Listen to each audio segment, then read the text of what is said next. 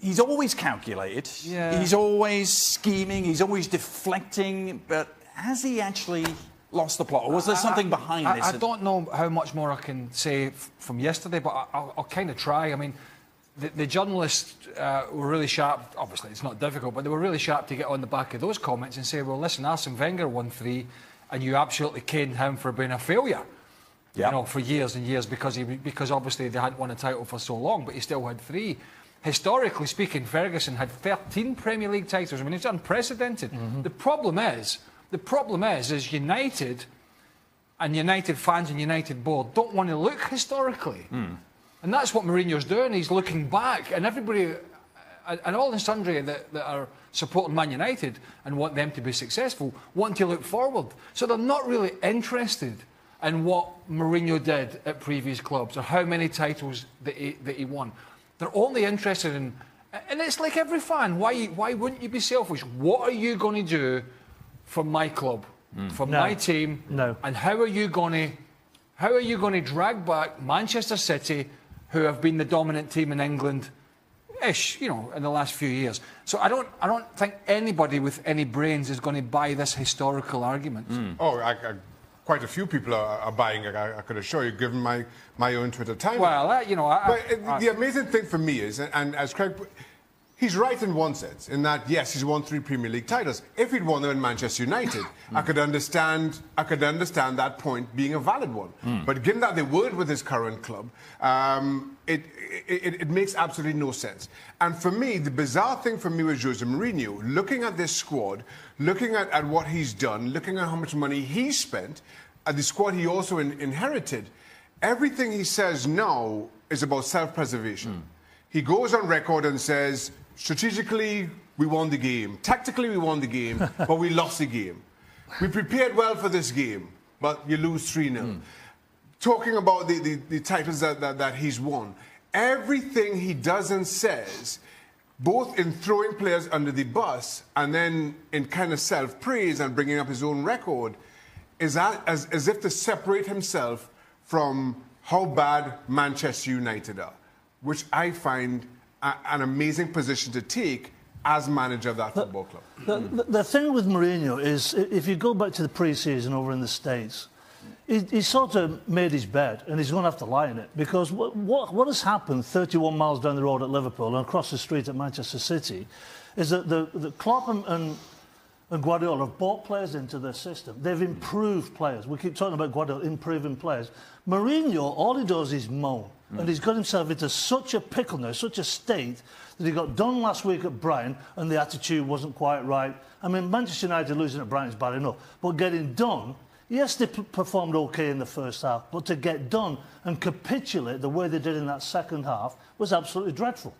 Just 1 second before, I know we're going to show this Mourinho stuff in a minute. I just want to say one thing quickly before the boys come in as well, is that if you can prepare all you want, but if you play a player out of position and you're under pressure, and your team's under pressure, as he did with Anders Herrera, then you're leaving yourself, in my experience, you're leaving yourself open to that player playing in an unnatural position, making bad choices. Yeah. And Anders Herrera made a bad choice, a couple of bad choices. One was the tackle. The 2 was been 5 yards deeper than the other 2 centre-halves in the 3. And that's really hard to criticise the player for doing that, because he's thinking as a midfielder, playing as a centre-half. And the thought process, Adrian, is completely different. So when you put players in that position that's unnatural, they will not make the same decisions as natural centre-halves. Well, I want to get Gavin Stewart's reactions in just a second. First of all, though, it wasn't the only eye-catching thing with Mourinho at Old Trafford. The applause, the steadfast applause, he's standing there almost stoically applauding. Well, some are suggesting this is him applauding because he's going to be leaving. I don't see that happening. So what was going on? I don't know. What was he doing? Because he's normally off up the tunnel like a ferret up a trouser leg, isn't he? I mean, again, and everything I see never had a ferret up the trouser leg. Everything I see Mourinho do, I can't help but interpret as self-serving. He follows this up by going into the press conference and again praising the fans, because he knows he's trying to make it into a battle between him and Ed Woodward. Yep. For the affection of the fans. And as much as he would like to put a lot of the blame for Manchester United's current woes on Ed Woodward, I think Spurs and getting beaten by Spurs kind of highlights why, again, that's smoke and mirrors. Should Manchester United be parting ways with Jose Mourinho? 56% saying yes at the moment, 44% defending at Jose Mourinho and saying he should stay. Where does this path lead now? Should Manchester United stay with Jose Mourinho for how much longer? How much rope do they give? I think get rid of Jose. Leeway? You get rid of him now if you can get somebody in to.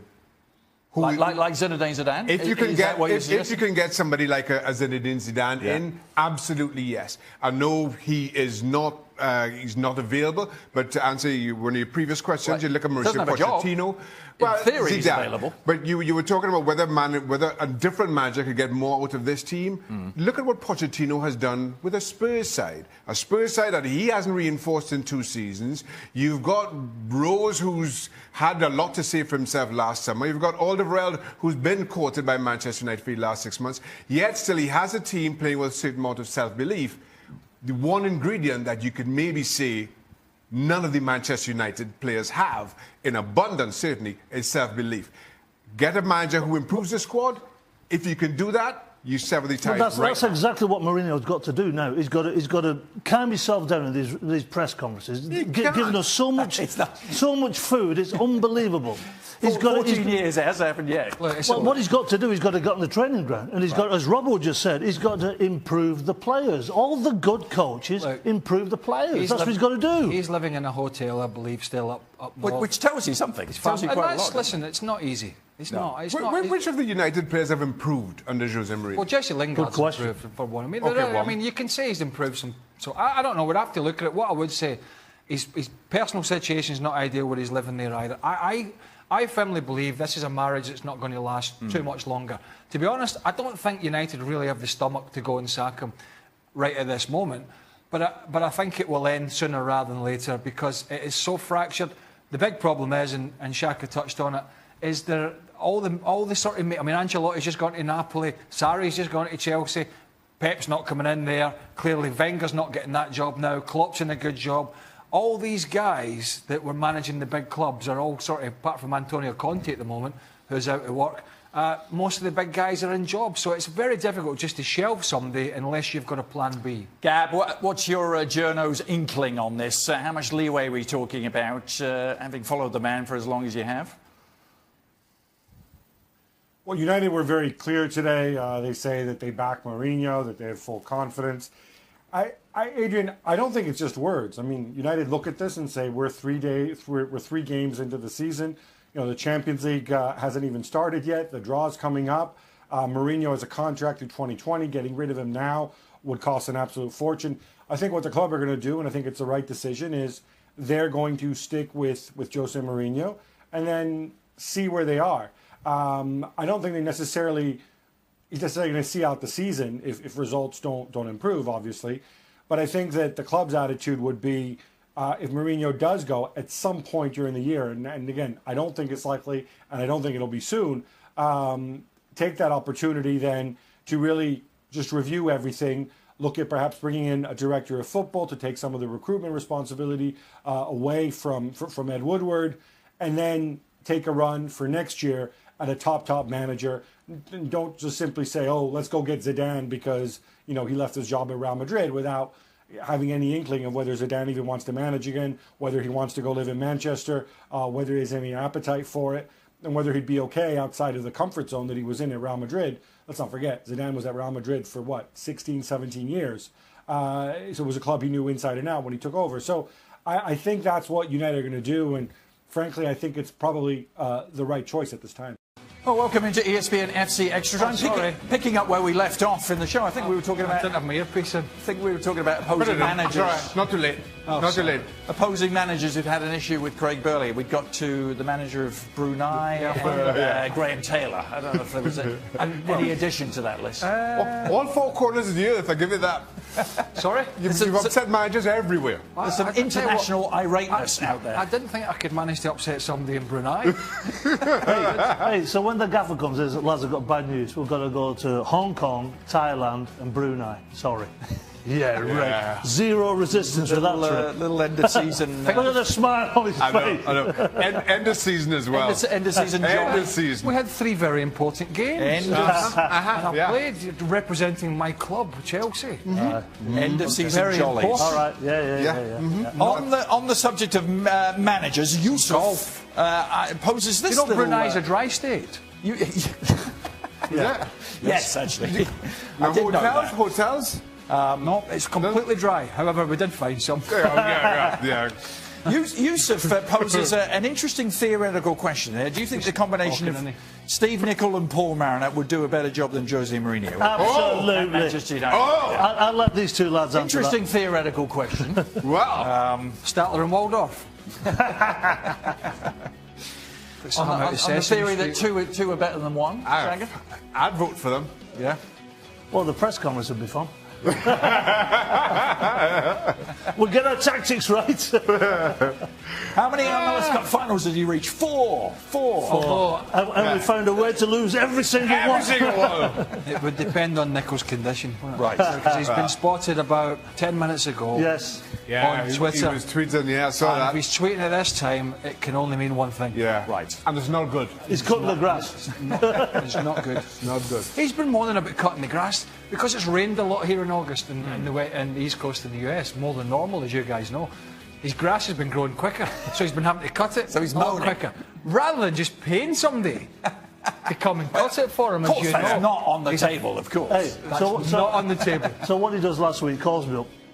He says, this is just before the Liverpool game. He said, Jim, he said, I've had to go and buy a new mower, which kills him, right? That's point number one. Point number two, I said, what's the matter then? He said, well, I can't, you know when the grass comes up through the cutter, Right. I can't get it to go in the bag.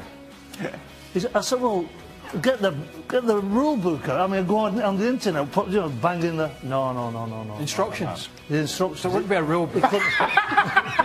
Get the rule book. What's the rules, right? Hello, sir, does this lawnmower come with a rule book? I said, well, Yeah. I know the real reason why you're very upset about not cutting the grass. So he wanted to get the grass cut, get on his favourite lemonade, and then watch Liverpool hammer whoever they play. Who they play? Palace, was it? Some Muppets? He, the rule book, that's a classic. I can't get over that. Why this called? I love that there's always a The Stevie Nicol instructions. story. It's the rule book, the instruction book. The instructions, the rule book. Has there ever been an extra time without a Stevie Nicol story? No. The rules are Stevie shouldn't be allowed to even be anywhere near something with such a sharp. With a sharp Well, edge, do you want to hear the one about when they try to build a barbecue? Yeah, go Save on. that for the next one. Well, do you want to answer these questions? No, go. No, not really. But I'm not telling the story. But Gab is with us. I was trying to Steve get tried to just a quick one. Steve tried to build a barbecue, and he lived near a lake, and he was having a few problems reading the rule book.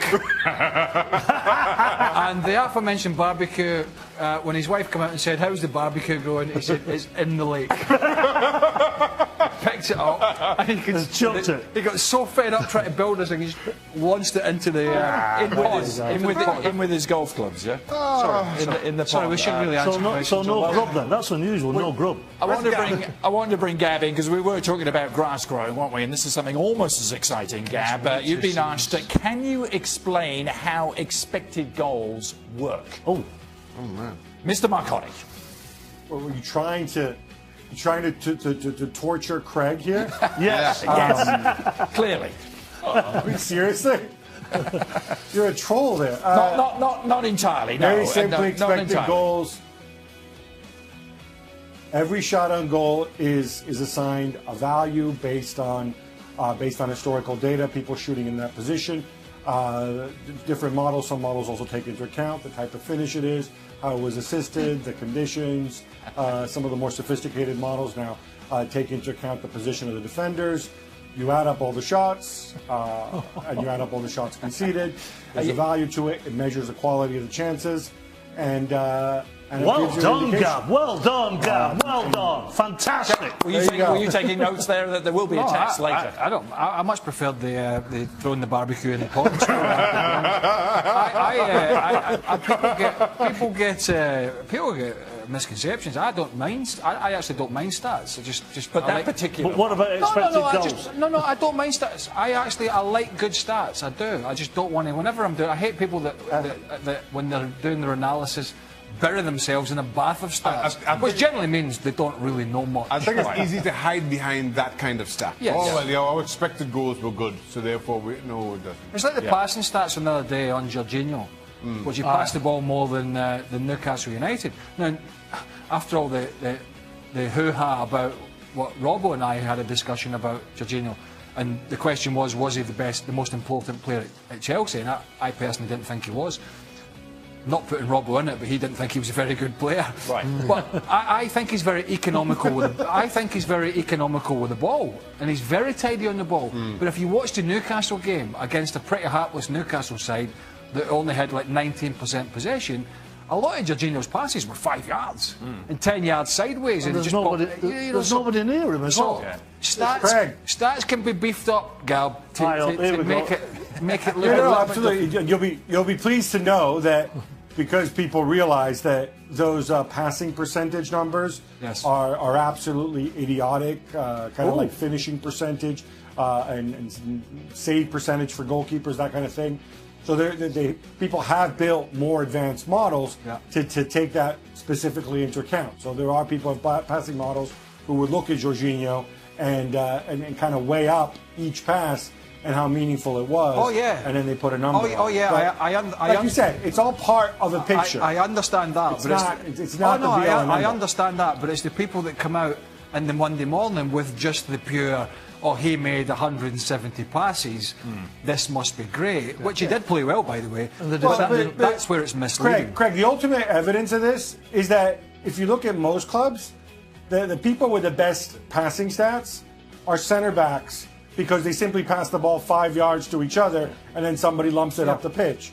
And the people with the worst passing stats are often attacking midfielders because they often go and try difficult passes. They're trying to play a pass. Yeah, and 5 out of 10 passes might not. I've always said my 3% save rate was false. The other stat that gets me is the running stat. Oh, the distance? The distance cover. UEFA have been because I played with a few headless chickens that could cover 13 kilometres plus in the game. So when they first started doing that with Opta, I'm not sure how it was measured. I just used to start running up and down my box, right, when the ball's on the other end, so I could boost my running stats. I used to try to beat players. Good lad. So that's why I couldn't save anything. I was knackered. There are some very good ones out there. And very helpful and enlightening. All right, we'll get it. And if we get a rule book... All right. On passing. On lawnmowers. There's a rule book and a lawnmower. Tell you what, we got a lot more mileage out of that expected goals, Chris, than I thought we would. Finally, and this must be someone who just watched the show, literally, can we stop talking about Mourinho now? Spurs top of the table, Pochettino handling difficult situation with brilliance, but all anyone wants to talk about is Man U manager antics. I have to laugh. I mean, one of the things some people were talking about, and it's just an opinion, and I should stop rocking in this chair, but it's just a natural... Because you're going to fall over. I really must tighten that a little bit harder. Is that Spurs going to be in a title run now? Yeah. No? No. Not seeing Good it. side. Not seeing Good it. side. I didn't have them like top four at the start of the season. There were lots of headlines today that they're going to be City's main challenge. I've tightened that too much now. It's uncomfortable. No, you can't rock that. What's Craig's expected chair tightening? Yeah, I don't know. As a rumour has it, you had Arsenal finishing second. I've just been told in my ear by a Is that right? secret squirrel just told me. Whoa. Second. I had Arsenal. I was just trying to be. Long way to go. I was going to try some. Long way to go. I was trying to apply some artistic license to the art of predicting. What was you wanted to be different. There wasn't much art about it. What was the odds? Blind optimism. What was the expected goals on that? Oh my goodness. No, I don't think so, pal, this year. To be continued, and hopefully not. Hopefully buried forever. We talk about Mourinho tomorrow. Yes, Absolutely. More Mourinho to come tomorrow. Maybe a little Pochettino. Maybe just for Balkans Bohemia, just a little Pochettino. Right, ESPN FC back on your screens. ESPN Plus. We do it 7 days a week.